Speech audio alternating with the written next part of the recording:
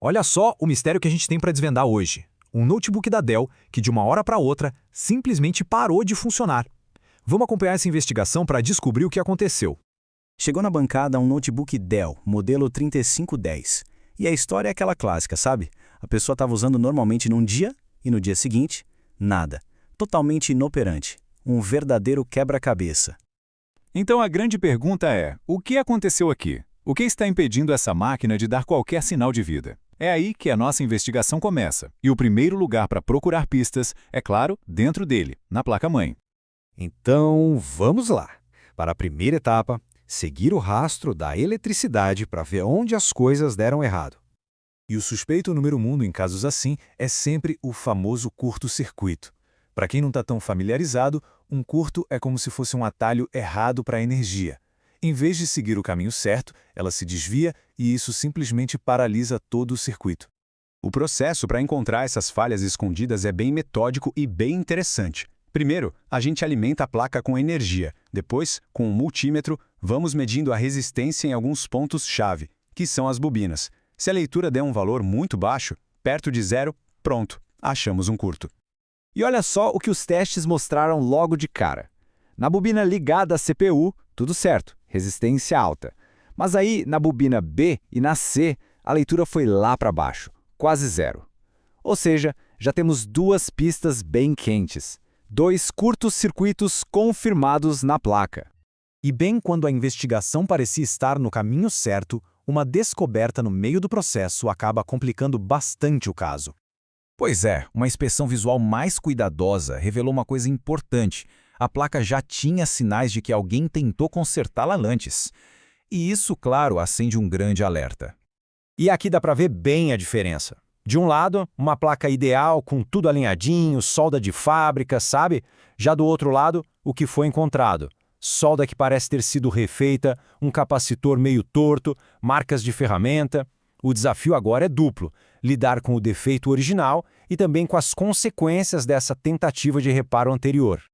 E a área com mais evidências de trabalho anterior é justamente no chip Super I/O. Esse componente é como se fosse o controlador de tráfego aéreo da placa-mãe. Qualquer problema nele é algo bem sério.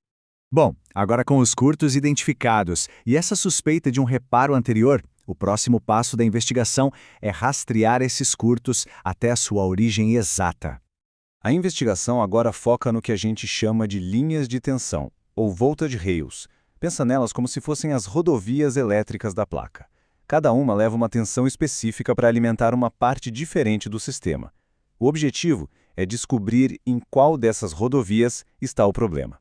E para complicar ainda mais, não existe um esquema elétrico oficial, um mapa, para essa placa específica.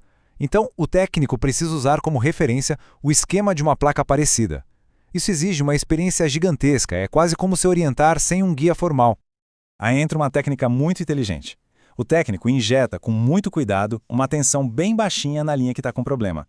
E a pista é o calor. O componente que começar a esquentar é o culpado.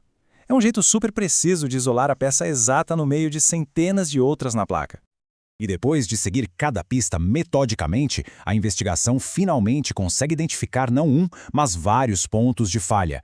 Isso mesmo. No final das contas, o problema não estava em um único lugar. Foram encontrados 3 componentes com defeito. O ponto crucial aqui é que foi um efeito cascata.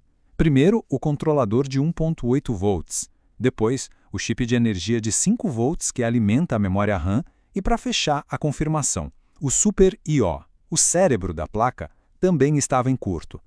Cada um deles tem uma função crítica, o que explica por que a máquina parou por completo. E identificar os culpados é um avanço enorme, claro. Mas isso nos leva à pergunta mais crítica de todas. Esse notebook tem conserto? Porque, veja bem, descobrir o que está errado na placa é só metade do trabalho. E é aqui que o diagnóstico fica complicado.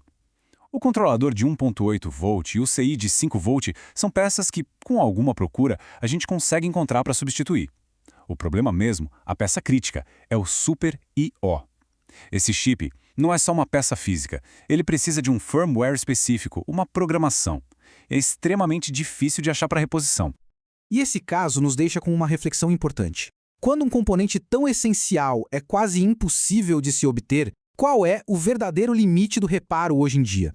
Isso mostra um desafio cada vez maior no mundo da tecnologia e nos faz pensar sobre o futuro e a sustentabilidade dos aparelhos que usamos todos os dias.